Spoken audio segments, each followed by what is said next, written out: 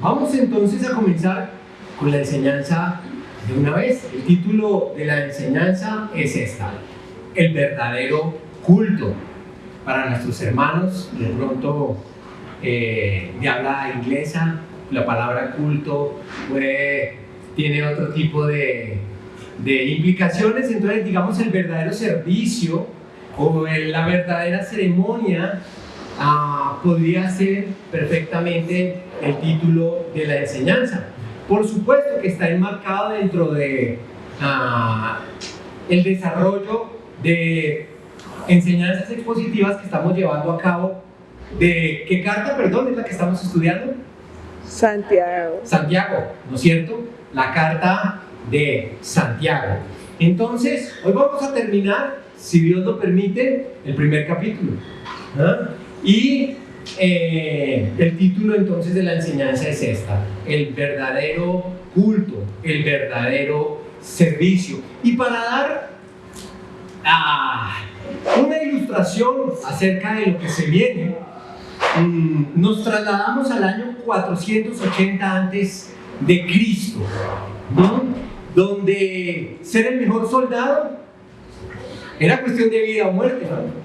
Ser el mejor soldado implicaba que sobrevivías tú, tu familia, tu ciudad, tu nación. Si no eras un buen soldado, tuki, morías, ¿no? Morías. Iba a ser conquistada tu nación, ibas a ser vencido y destruido. Y en la antigüedad, específicamente en esta época, en el 480 a.C., había unos soldados que tenían fama mundial por ser los mejores. Los mejores. ¿Alguien lo recuerda? ¿Alguien se vio la película 300? Ok. Es un poquito viejita, pero es muy buena, bastante buena. Bueno, esos soldados eran los espartanos. Eran unos soldados griegos, ¿sí? Formaban parte de la comunidad griega, del imperio griego, si se quiere, y eran reconocidos como los mejores del mundo. De hecho, salvaron al mundo occidental, digámoslo así, de que fueran conquistados por el mundo oriental, representado en el mayor imperio de la época, que eran los persas, ¿sí? Y bueno, como para darles una idea de lo buenos que eran, Jerjes primero se vino desplazando desde el imperio persa a conquistar el imperio griego, y estos soldados espartanos se le adelantaron, ¿no? Según las cuentas de algunos eruditos, ¿sí? Se fueron desplazando hacia un sitio llamado las Termópilas, que era un estrecho valle enmarcado entre el mar y una montaña, por lo cual no podía ampliarse mucho el ejército. Tenían que concentrarse en un solo punto el enfrentamiento. Pues los espartanos, dirigidos por Leónidas, se fueron desplazando hasta allí. Leónidas se desplazó por una serie de cuestiones allí políticas solo con 300 soldados de su guardia personal, y los atenienses mandaron otros tantos. El caso es que se calcula que del ejército griego, en total iban más o menos unos 1000 soldados griegos, ¿sí? Y de los persas se calcula que iban un poco más de 24.000, ¿sí? El caso es que la victoria termina para los persas. Los que se vieron la película pueden de pronto ver un poco allí en qué termina este enfrentamiento, pero si uno mira los números, más o menos la proporción de soldados vencidos contra los muertos, las bajas en el imperio griego contra las bajas en el imperio persa fue más o menos de 1:24. Me equivoqué ahorita en las cifras. El enfrentamiento era más o menos 1:10 1 a 10 de los griegos contra los persas, ¿sí? Y las bajas fue de 1 contra 24. Es decir, cada soldado griego en promedio mató a 24 soldados persas. Esas son más o menos las cifras. Un solo soldado griego mató 24 soldados persas.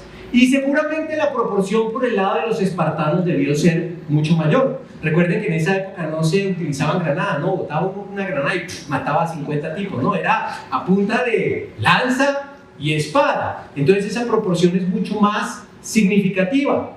La anécdota que va tras esta pequeña introducción. La anécdota va a que mientras se desplazaba Leónidas hacia el punto llamado las Termópilas, donde se llevó a cabo la lucha, se encuentra con los soldados atenienses, ¿no?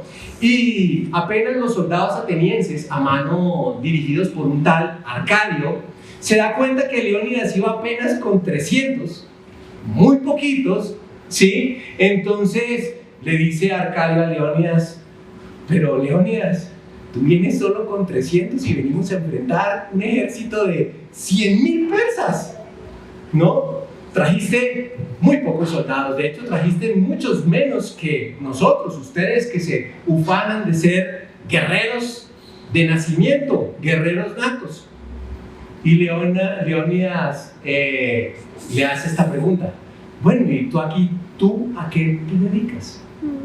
Y por allá contesta uno: bueno, yo soy panadero. ¿Y tú? Yo soy herrero. ¿Y tú? Bueno, yo arreglo zapatos. Y así le empezó a preguntar a todos. Y se voltea y le pregunta a sus soldados: espartanos, ¿y nosotros a qué nos dedicamos? Somos soldados para la guerra. Los 300 respondieron eso. Entonces se voltea a Leónidas y le dice: Arcadio, como puedes ver, traje más soldados que tú. Con esto les quiero ilustrar la importancia de ¿a qué me dedico yo? Los espartanos no se habían ganado esa fama de buenos soldados porque sí. No era porque cantaran muy bonito, aunque seguramente había algunos soldados que cantaban muy bonito. No era porque se dedicaran a la zapatería, aunque seguramente había algunos expertos en arreglar zapatos. Era porque eran unos guerreros muy buenos, los mejores del mundo antiguo, ¿sí? Y con eso en mente, y tal vez pensando en que Dios nos está preguntando: ¿tú a qué te dedicas? Vamos a leer el texto que nos corresponde para el día de hoy, ¿sí? Nos vamos entonces a la carta de Santiago, capítulo 1, verso 19 al 27. ¿Listos? ¿Tienen entonces allí sus Biblias abiertas? Santiago, capítulo 1, versos del 19 al 27. ¿Listos todos? ¿Sí? Bueno, vamos a leer entonces. Dice así: por esto, mis amados hermanos, todo hombre sea pronto para oír, tardo para hablar, tardo para airarse, porque en la ira del hombre no obra la justicia de Dios. Por lo cual, desechando toda inmundicia y abundancia de malicia, recibid con mansedumbre la palabra implantada, la cual puede salvar vuestras almas. Pero sed hacedores de la palabra, y no tan solamente oidores, engañándoos a vosotros mismos.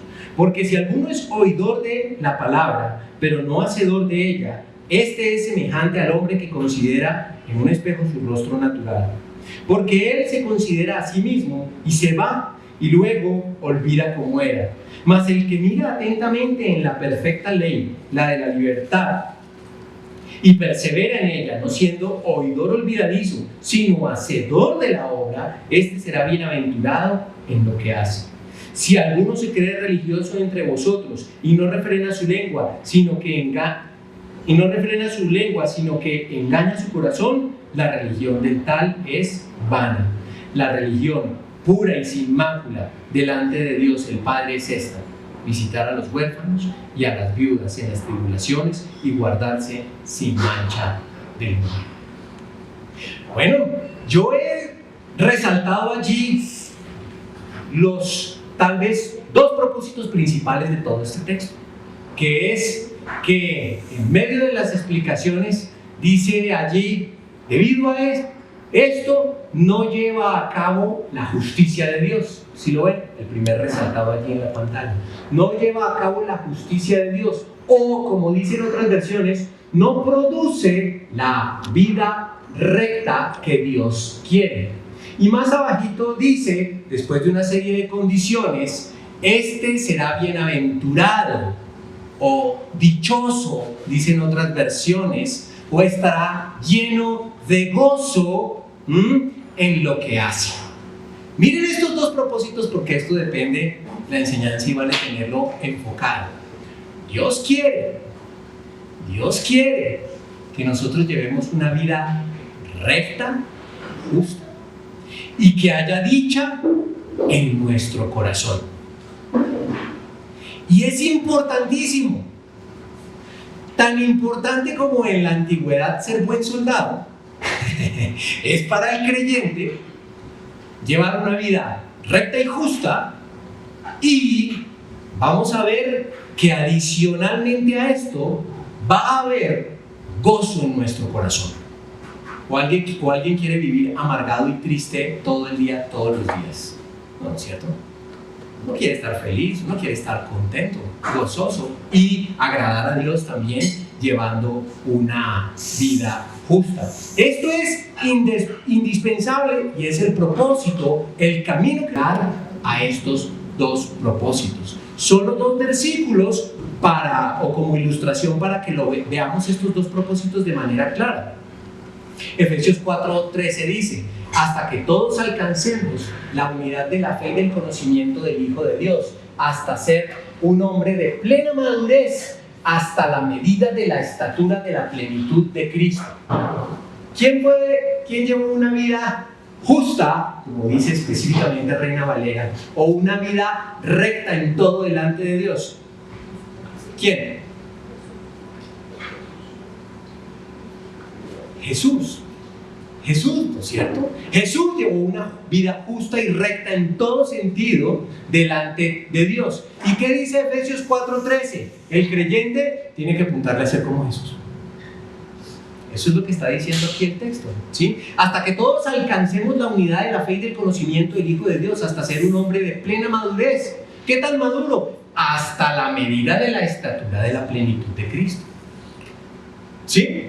Y allí más adelante Jesús nos dice también, miren, les dejo un regalito en Juan 14:27: la paz os dejo, mi paz os doy, no como el mundo la da, yo os la doy, no se turbe vuestro corazón ni tenga miedo.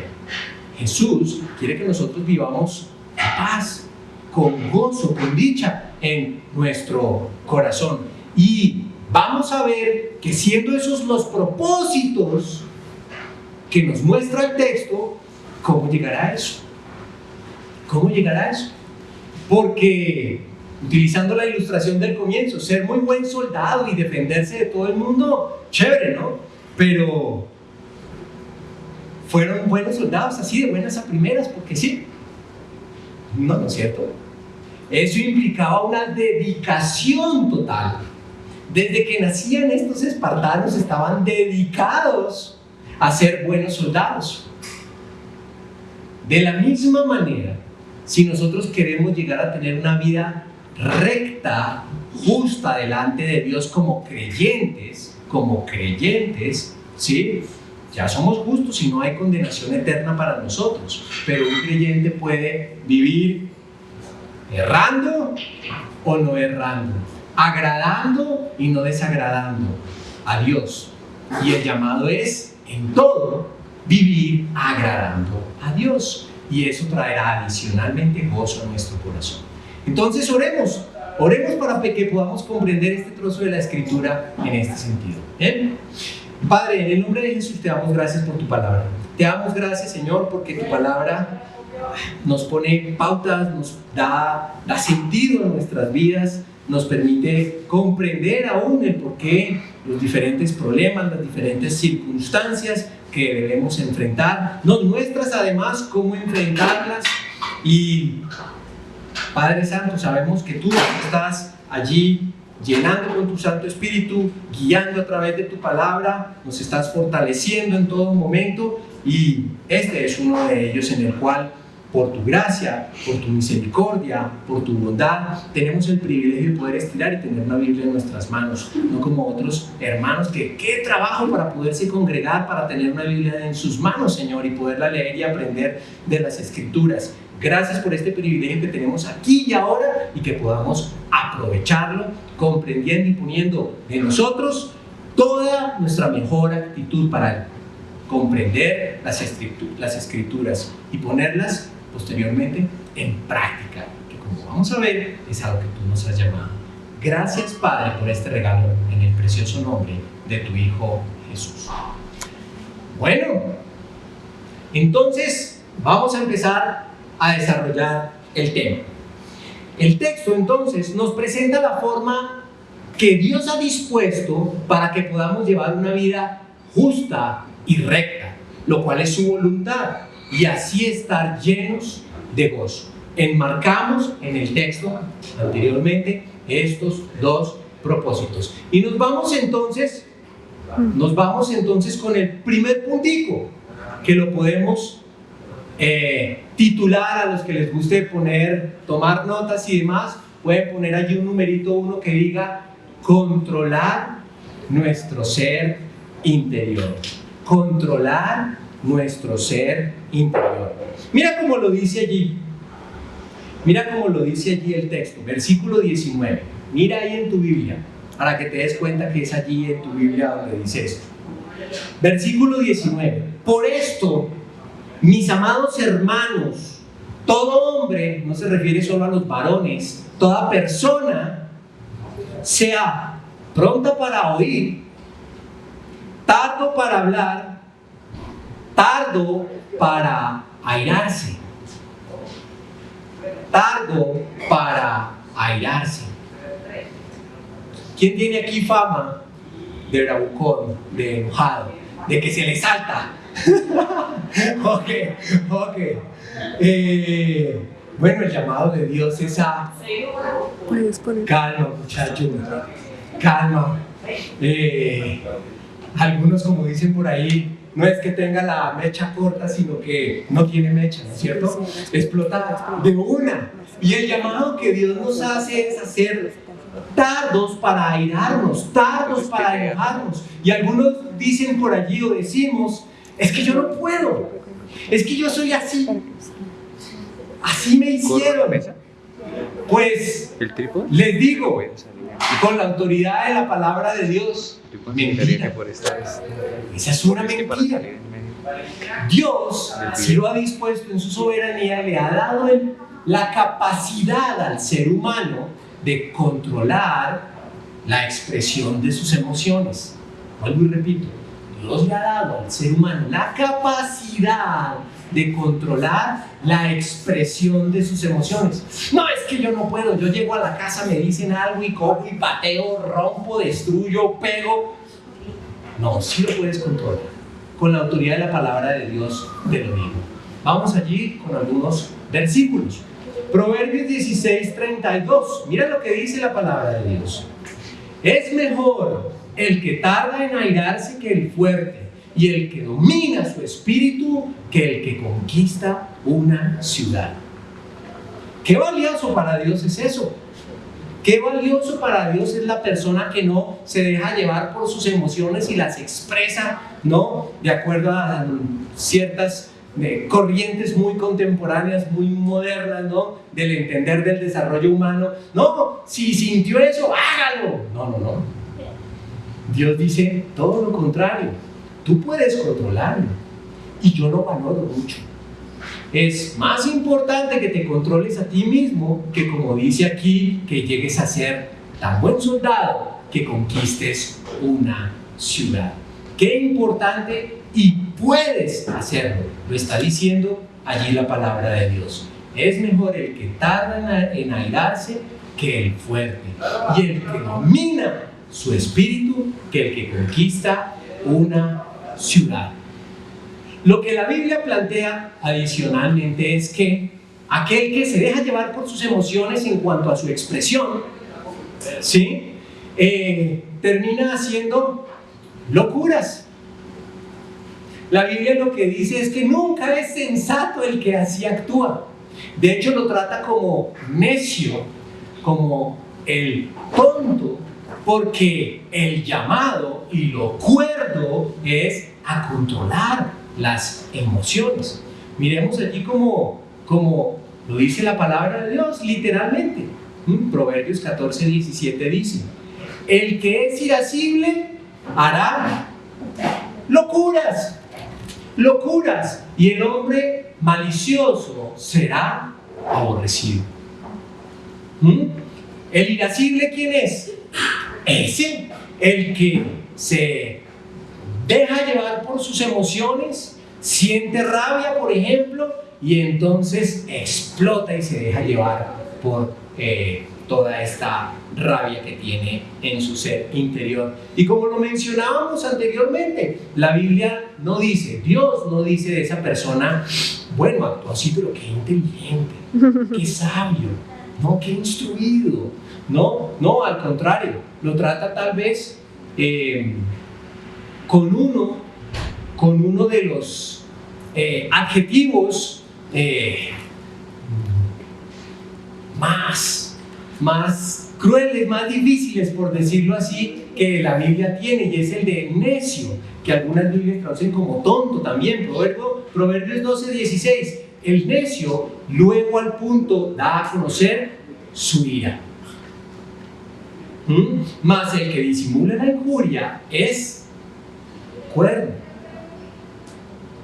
Dios dice: puede haber un torrente de emociones dentro de ti, contrólalas. De lo contrario, eres un necio. Si las controlas, qué cuerdo eres, qué bueno es lo que estás haciendo.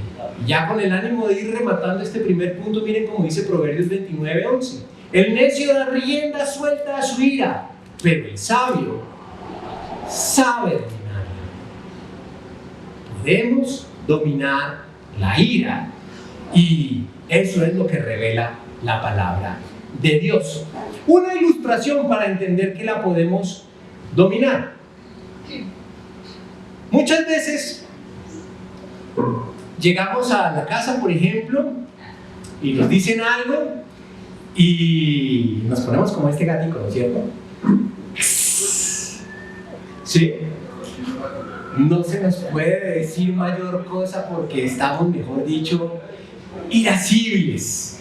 Hemos explotado, ¿no es cierto? Pelamos la uña, mostramos la muela.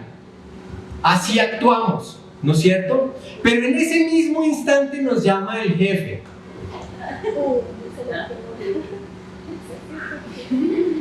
Sí, claro que sí, jefe, lo que usted diga. Mañana a las 6 de la mañana estoy allí esperándolo, por supuesto. ¿Puede el ser humano controlar entonces su expresión de la emoción? Claro que puede. Claro que puede. Otra ilustración muy común: está el adolescente, niño o niña, hombre o mujer, hablando con el papá o con la mamá, grito tendido, que no quiero hacer esto, que no quiero hacer lo otro. Le entra una llamada del novio o de la novia. Sí, mi amor, claro que sí. Mañana en la noche, claro. Y cuelga y sigue el alboroto. ¿Puede el ser humano controlar la expresión de sus emociones? Por supuesto que sí. Por supuesto que sí. Y el llamado de Dios, por supuesto, es a controlarlas. ¿Por qué? Y la razón nos la da el mismo texto.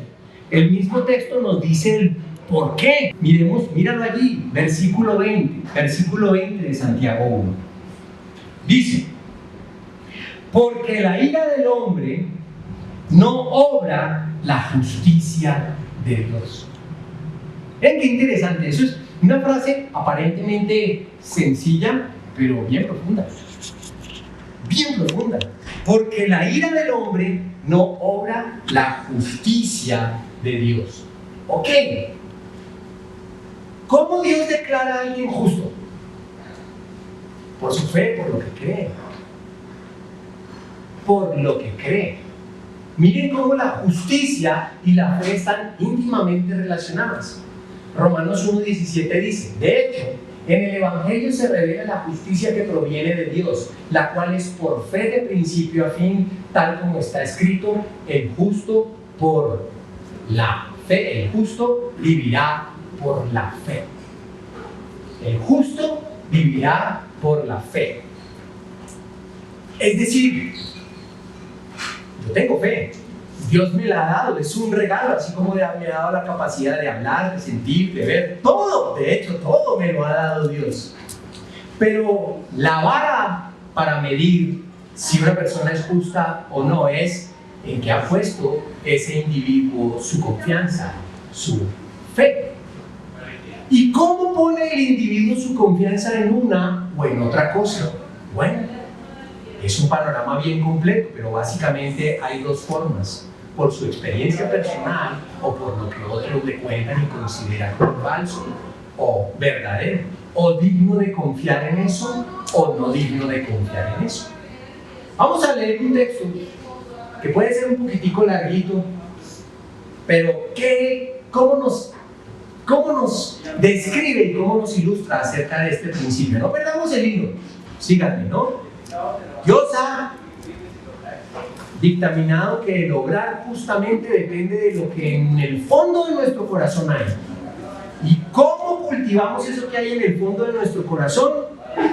Por nuestra experiencia o por lo que otros nos dicen. Miren Salmos 78, del 1 al 7, como dice: escucha, pueblo mío, mi ley, inclinad vuestro oído a las palabras de mi boca. Abriré mi boca en parábola, hablaré cosas reservadas de antiguo, las cuales hemos oído y entendido, que nuestros padres nos las contaron. No las encubriremos a sus hijos, contando a la generación venidera las alabanzas de Jehová y su fortaleza y sus maravillas que hizo. Él estableció testimonio en Jacob. Dio un testimonio a Jacob, le dio un testimonio a Israel y puso ley en Israel, la cual mandó a nuestros padres que la notificasen a sus hijos, para que lo sepa la generación venidera y los hijos que nacerán, y los que se levantarán lo cuenten a sus hijos. Toda esa experiencia del pueblo de Israel se la contaron sus antepasados a sus hijos. ¿Para qué? Miren el resaltado allí: a fin de que pongan en Dios su confianza y no se olviden de las obras de Dios y guarden sus mandamientos. Toda esa experiencia del pueblo de Israel en el desierto debió ser contada por los que la vivieron a sus hijos y sus hijos a sus hijos. Maravillas hizo Dios en el desierto. ¿Qué hizo? Los alimentó con maná. Dios es el proveedor. Les puso de día una columna de nube y de noche una columna de fuego. Dios controla la naturaleza, Él es el Todopoderoso. De la roca sacó agua. Él es el que calma nuestra sed. Eso tiene una simbología hermosa. ¿Quisieron comer carne? Bueno, ahí van. Toneladas de perdices. Sí, de codornices, bueno, no sé si es el pajarillo pero los alimentó, les proveyó. Y si vamos a ver un poco más, pues los zapatos no se les gastaban, no se les gastaban los vestidos. En fin, muchas cosas hizo. Quienes lo vivieron, lo contaron a sus hijos y sus hijos a sus hijos. ¿Para qué? Dice el versículo allí: a fin de que pongan en Dios su confianza. De que crean, ¿sí? Por supuesto que aún así hay personas que dicen: no, me voy con lo mío. A muchos israelitas les pasó eso. Miren cómo continúa el Salmo 78, del 10 al 22. No cumplieron con el pacto de Dios, sino que se negaron a seguir sus enseñanzas. Echaron al olvido sus proezas, las maravillas que les había mostrado, los milagros que hizo a la vista de sus padres en la tierra de Egipto y en la región de Zoán. Partió el mar en dos para que ellos lo cruzaran, mientras mantenía las aguas firmes como un muro. De día nos guió con una nube y toda la noche con luz de fuego. En el desierto partió en dos las rocas y les dio a beber torrentes de agua. Hizo que brotaran arroyos de la peña y que las aguas fluyeran como ríos. Pero ellos volvieron a pecar contra él. En el desierto se rebelaron contra el Altísimo con toda intención. Es decir, ellos tomaron esa decisión. Con toda intención pusieron a Dios a prueba y le exigieron comida a su antojo. Murmuraron contra Dios y aún dijeron: ¿podrá Dios tendernos una mesa en el desierto? Cierto toque de ironicidad allí, ¿no es cierto? Cuando golpeó la roca, el agua brotó en torrentes, pero ¿podrá también darnos de comer? ¿Podrá proveerle carne a su pueblo? Cuando el Señor oyó esto, se puso muy furioso. Su enojo se encendió contra Jacob, su ira ardió contra Israel, porque no confiaron en Dios ni creyeron que Él los salvaría. Es libertad del hombre. Ahí están las experiencias de nuestras vidas, las experiencias que otros nos han contado, están delante de nosotros. Está la escritura misma, que sabemos es inerrante, no comete errores, es la palabra de Dios, Dios no miente, y nosotros, pues, con base en eso, ¿le creemos a Dios o no le creemos a Dios? Y yendo entonces de para atrás, ¿cómo se desarrolla allí el asunto? La ira del hombre no obra la justicia de Dios. Si le creemos a Dios, vamos a obrar en justicia, vamos a obrar de manera recta. Si no, nos vamos a irar.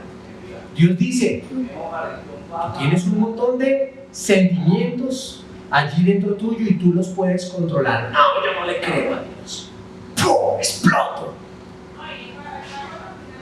Y mando manazos y digo groserías y bueno, cada cual explota a su manera. Y Dios dice: entonces no me crees. Con un problema adicional, no estás generando la vida recta y justa que Dios quiere. Una pequeña ilustración. Tu hijo se equivocó, o tu hijo fue necio en algo, te desobedeció en algo que tú le habías dicho 1000 veces, ¿no? Y tú de una vez llegaste con ira y le diste hasta que, mejor dicho, lo dejaste allí casi desmayado, y te das media vuelta y sales esperando a que se recupere el montón de golpes que le diste. ¿Cambió el pelado en su ser interior? No. Él no va a ser una mejor persona. No va a ser una mejor persona, porque en la ira del ser humano no obra la justicia de Dios. Ese pelado se va a levantar después de esa golpiza y va a decir: odio a mi papá, pero me está lastimando, me está instruyendo. La Biblia, por supuesto, menciona la disciplina con la vara, etc. Pero eso es otra cosa, ¿sí? El punto es, si yo lo hago con ira, y eso es solo una ilustración, si yo vivo con ira en cualquiera de las diferentes facetas de mi vida, si así actúa, Dios dice: créeme, ay, no vas a obtener la vida recta que yo quiero para ti. No funciona así. Tienes que creerme. Puedes controlar tu ira. Muérdete el codo si quieres. Échate agüita fría. No sé cuál sea tu metodología, pero lo vas a poder controlar. Y ahí vas a obtener la vida justa, la vida recta que yo tengo para ti. Un pleno control de tu ser interior, que es el primer punto. ¿Me siguen? ¿Sí? Bueno, con eso en mente, nos vamos al segundo puntico. Primer punto, entonces, controlar nuestro ser interior. ¿Por qué? Porque hay unos objetivos que Dios quiere para con nuestra vida. Que vivamos unas vidas justas, unas vidas rectas. Es lo que está diciendo allí el texto, ¿no es cierto? Y el segundo puntico lo podemos titular así, a que le gusta tomar nota: pensar en las consecuencias. Pensar en las consecuencias. Mira cómo lo dice allí el texto. Mira cómo lo dice allí el texto. Tenemos que estar meditando en nuestro ser interior. Ya vamos a redondear todo el tema, pero importantísimo estar pendiente de nuestro ser interior. Y ahora, piensa en las consecuencias de tus acciones, dice Dios. Mira cómo dice allí. Versículo 21, Santiago 21. Por lo cual, desechando toda inmundicia y abundancia de malicia, recibid con mansedumbre la palabra implantada, la cual puede salvar vuestras almas. Un pequeño paréntesis aquí. Yo puedo tener mucha información en mi corazón.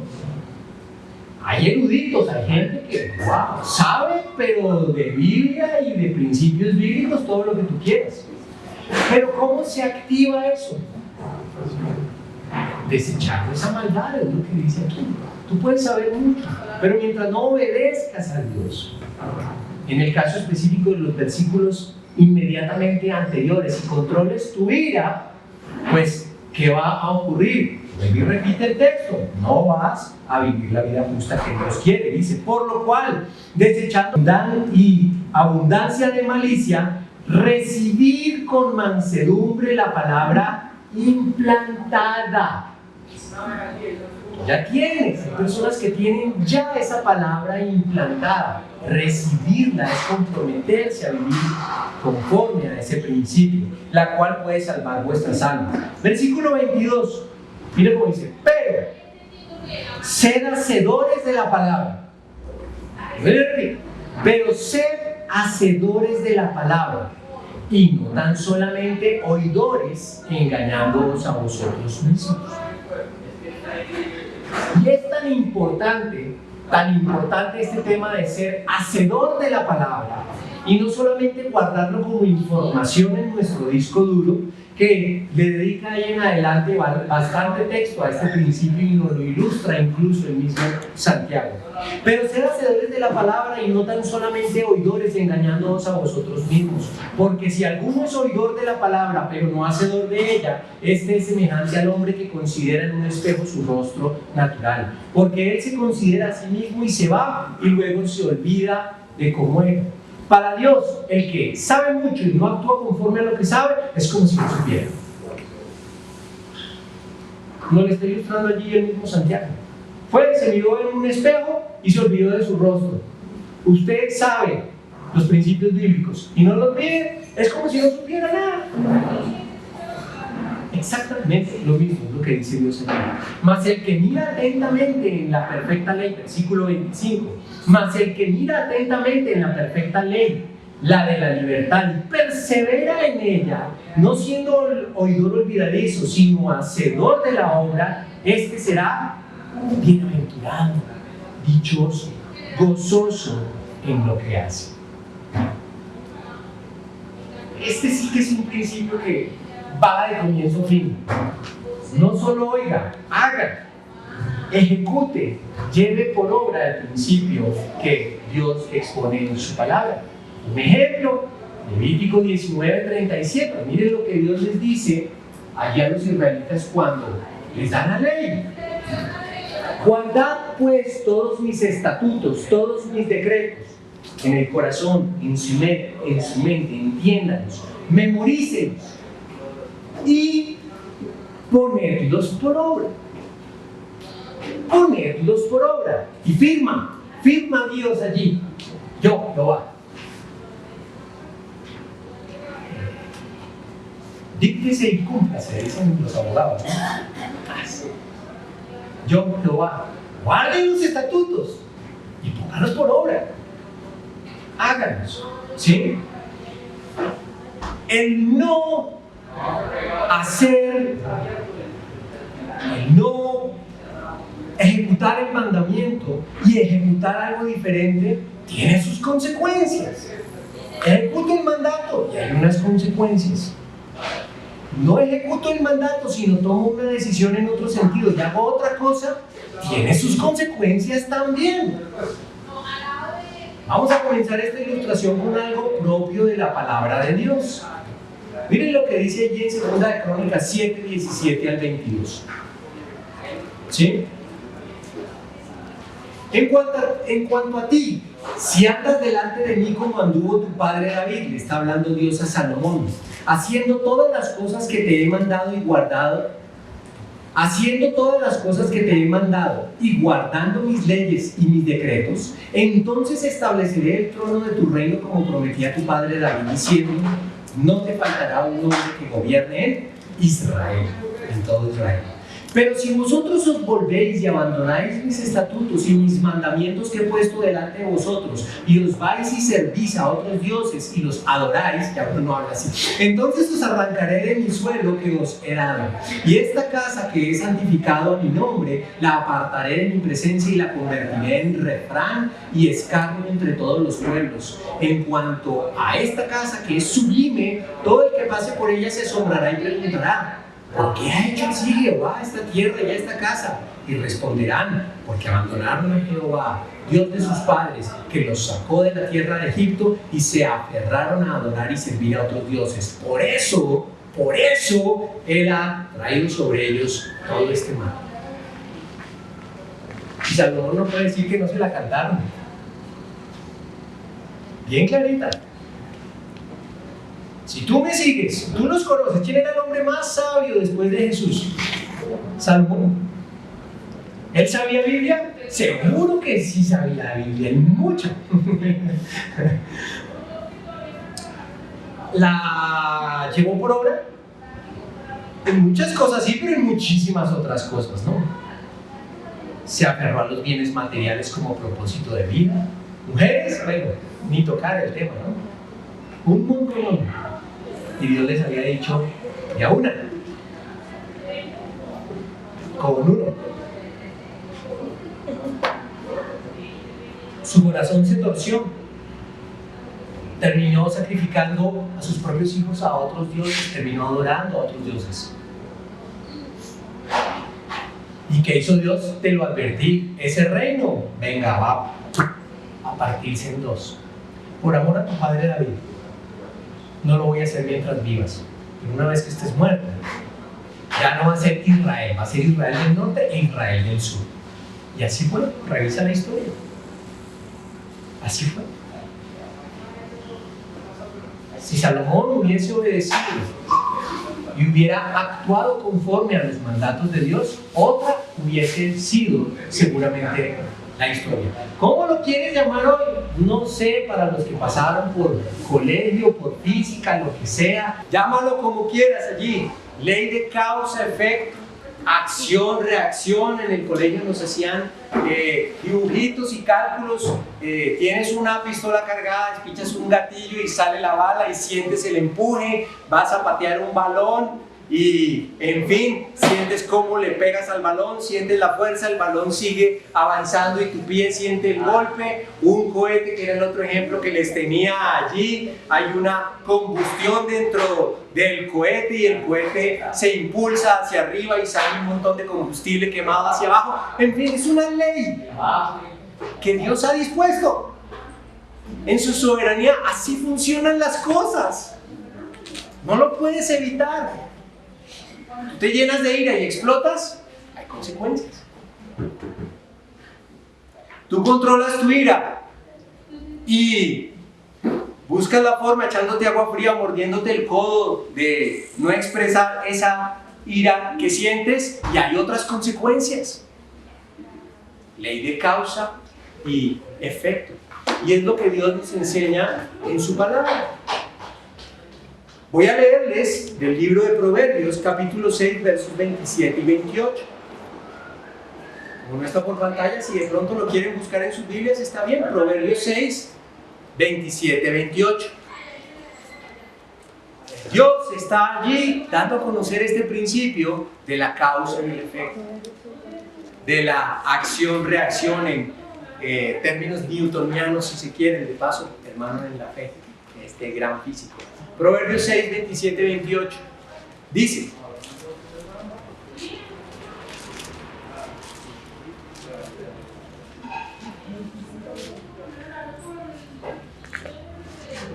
dice así, una pregunta retórica, ¿no? Es una pregunta retórica.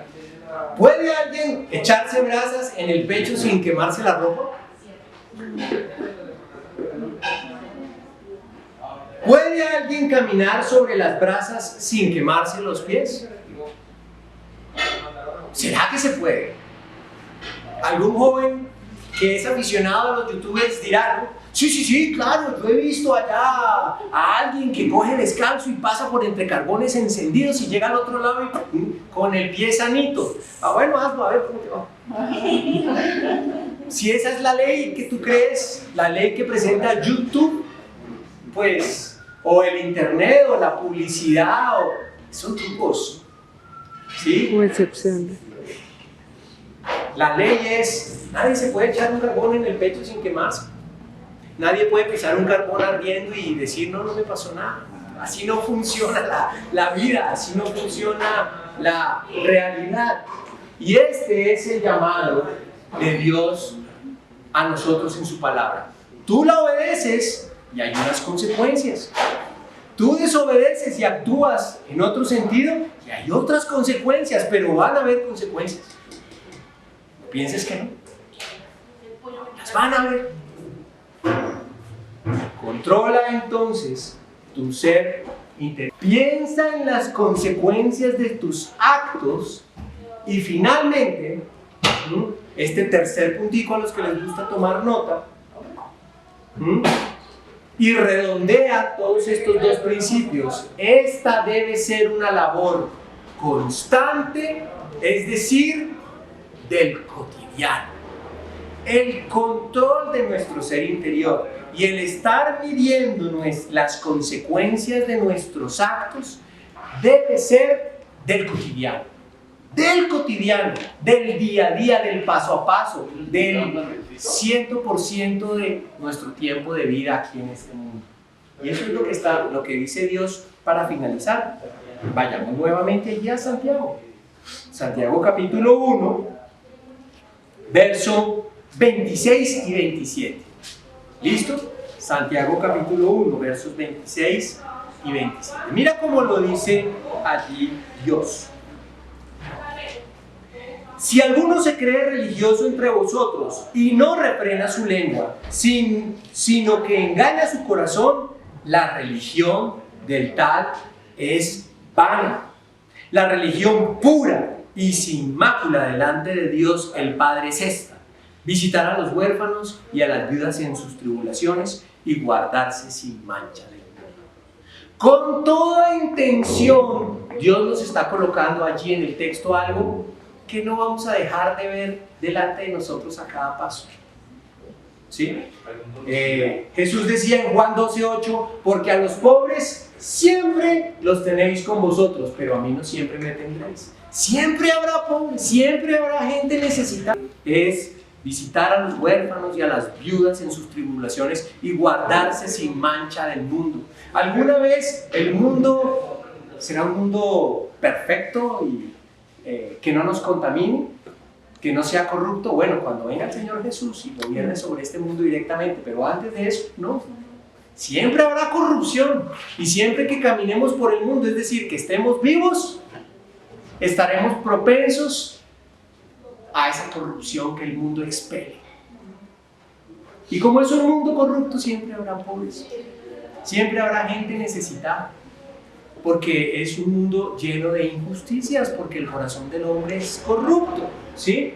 Y esa es la ilustración que está dando allí Dios para decir, en tu caminar diario te vas a encontrar todo esto, ¿sí?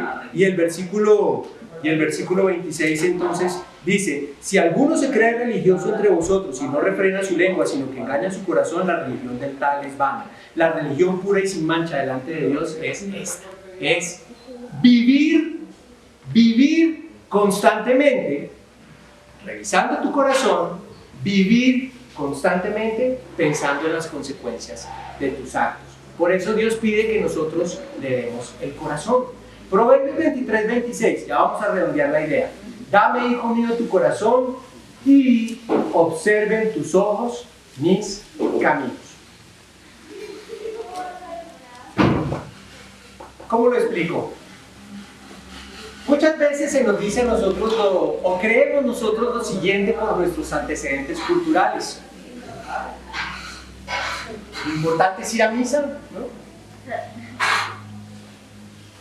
Y allá rezamos, allá cumplimos con los requisitos durante esa hora o hora y media, no sé, que dura la cosa, y listo. Eso era lo importante para Dios. Que cumpliéramos con ese requisito cultural o ceremonial. Y una vez salgo a la vida, puedo seguir viviendo en desobediencia a Dios. Y eso no es lo que Dios dice. Dios lo que dice es, en tu día a día, en tu paso a paso, tienes que estar, fíjense, controlando la lengua, que como ya vimos es algo que viene de nuestro ser interior, y ayudando a los más pobres y no dejándolos contaminar del mundo que tiene que ver con las consecuencias de nuestros actos. Ese es el verdadero, dice aquí, la verdadera religión. Otra forma de decirlo, ese es el verdadero culto, es decir, Dios se agrada de nosotros no si nos portamos bien en esta hora o 2 horas que dura aquí el servicio, lo llamamos así nosotros. Dios se agrada o se desagrada de nosotros de acuerdo a cómo nos portamos en todo momento, si lo queremos ver así. Una ilustración que nos da la misma Biblia la encontramos allí en 1 Samuel 15, 22 al 23. Esto no es nuevo. Mucha gente en el pasado quiso agradar a Dios a raíz de o a través de un culto o un ritual, de un momentico. 1 Samuel 15, 22 al 23. Lo voy a leer, dice: Entonces Samuel preguntó: ¿se complace tanto Jehová en los holocaustos y en los sacrificios como en que la palabra de Jehová sea obedecida? Miren esta pregunta que le hace Samuel a Saúl. ¿Por qué le hace esta pregunta? Porque Dios le había dado una orden específica a Saúl de arrasar con una población. Tenía que matar a todos los habitantes y tenía que destruir, matar al ganado. Y cuando llega Samuel el profeta al lugar donde se habían desarrollado los hechos, entonces se encuentra con que Saúl había guardado un ganadito y unas ovejitas para sí. ¿Sí? ¿Qué estaba pensando Saúl y por qué le hace esta pregunta a Samuel? No, pues yo se la sacrifico a Dios y Dios queda contento. Aunque su orden haya sido diferente, yo voy al servicio, yo voy al culto, yo voy a la misa y no importa que me porte mal fuera de ahí, Dios está feliz. Y Dios dice: no, estás muy equivocado, muy pero muy equivocado. Vuelvo y leo. Entonces Samuel preguntó: ¿se complace tanto Jehová en los holocaustos y en los sacrificios como en que la palabra de Jehová sea obedecida? Miren el tiempo presente. Sea obedecida. Ciertamente el obedecer es mejor que los sacrificios, y el prestar atención es mejor que el cebo de los carneros, porque la rebeldía es como el pecado de adivinación, y la obstinación es como la iniquidad de la idolatría. Por cuanto tú has desechado la palabra de Jehová, la consecuencia, lo que veíamos en el punto anterior, Él también te ha desechado a ti para que no seas rey. ¿Cómo llama Dios a estos? Hipócritas. Hipócritas. Vienes aquí a un culto, a un servicio, a una misa, a una ceremonia y ya levantamos la mano y cantamos. Y en nuestro cotidiano nos dejamos llevar por la ira, desobedecemos la palabra de Dios. Y así nos llama Jesús mismo. Los fariseos son un caso clarísimo, ¿no? Mateo 23, 14. ¡Ay de vosotros, escribas y fariseos hipócritas! Porque devoráis las casas de las viudas y como pretexto hacéis largas oraciones. Por esto recibiréis mayor condenación. Mateo 23, 23. volvió. Mateo 23:23. Ay de vosotros, escribas y fariseos, hipócritas, porque entregáis el diezmo de la venta, del eneldo y del comino, pero habéis omitido lo más importante de la ley, a saber, el juicio, la misericordia y la fe. Era necesario hacer estas cosas sin omitir aquellas. Mateo 23:25. Ay de vosotros, escribas y fariseos, ¿qué? Hipócritas, hipócritas, porque limpiáis lo de afuera del vaso o del plato, pero por dentro están llenos de robo y desenfreno.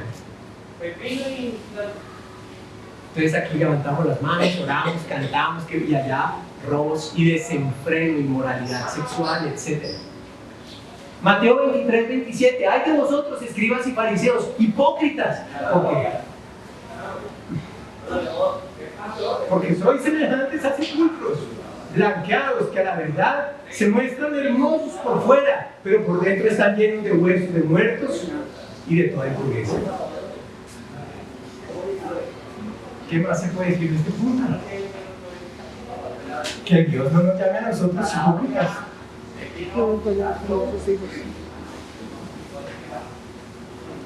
Nathan nos decía, hey, levanten la mano, y el que haya visto, experimentado las maravillas de Dios, póngala aquí delante de la congregación. Bueno, algunos pocos lo hicimos, pero eso no quiere decir que ninguno de nosotros no haya experimentado la misericordia y las maravillas de Dios. De pronto por pena, bueno, qué sé yo, no quiso hablar en el momento, pero todos lo hemos experimentado. Y Dios dice, lo has experimentado, entonces créeme. Y vive una vida conforme a mi orden, a lo que yo te ordeno. Controla tus emociones, lo puedes hacer, porque yo te lo digo, así te diseñé, así te creé yo. Ten mucho cuidado de tu ser interior, está controlándolo. Piensa también en las consecuencias de tus actos. Acción, reacción, causa, efecto. Cada cosa que tú haces tiene sus consecuencias. Y que ese sea tu diario vivir. Y como lo vimos al comienzo del texto, podemos llevar una vida recta y justa delante de Dios y habrá gozo en nuestros corazones. Padre, en el nombre de Jesús, tu Hijo, te queremos dar gracias. Gracias, Señor, porque nos hablas a través de la congregación, a través de tu palabra. Tu Santo Espíritu nos está llamando constantemente a la reflexión. Que no nos dejemos llevar por el mundo, Señor, y que nos sentemos de vez en cuando a hacer una autorreflexión, un autoexamen de lo maravilloso, de lo amoroso que has sido tú con nosotros. Que pongamos en nuestro corazón todo esto. Seguramente llegaremos a la conclusión de que tú nos amas más de lo que podemos imaginar. Que eso nos lleve a depositar nuestra confianza en ti, a conocerte cada vez más, a entender que tu voluntad es buena, agradable y perfecta, y a vivir una vida en obediencia. Que estos momentos de autorreflexión, de autoexamen, sean constantes, Señor, y no vivamos en ese ajetreo, en ese estrés y podamos en silencio contemplar, adorar. Para controlar nuestras emociones, para controlar nuestras emociones y no que nuestras emociones nos controlen. Para vivir una vida desde nuestro ser interior que te agrade, porque tú miras nuestro corazón, examinas cada detalle de nuestras intenciones y motivaciones. Que una vez que hayamos actuado, miremos y miramos las consecuencias de nuestra